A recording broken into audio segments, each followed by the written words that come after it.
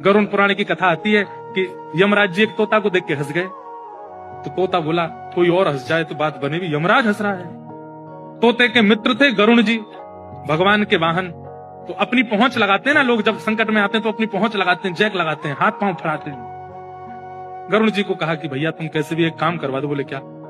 ये यमराज जी मुझे देख के हंस गए हैं, मुझे लग रहा है अब मेरे जीवन के दिन 4 बचे हैं।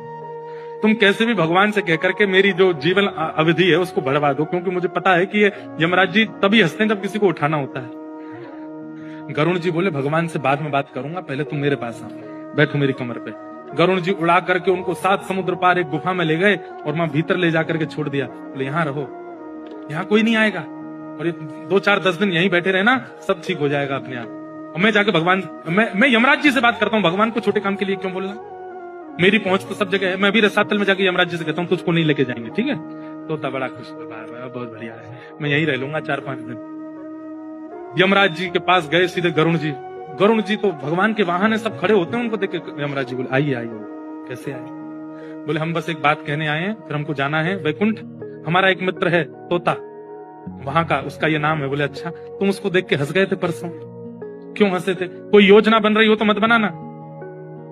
अच्छा, उस वन के तोते के बारे में? बोले हाँ, मैं तो उसको देख के इसलिए हंस गया था, मैंने कि देखो कैसे कर्म की विधि, ये अभी यहाँ बैठा है और इसकी मृत्यु 7 समुद्र पार एक गुफा में बिल्ली के खाने से होगी, और मैं ये सोच के हंस रहा था कि ये 7 समुद्र पार पहुंचेगा कैसे।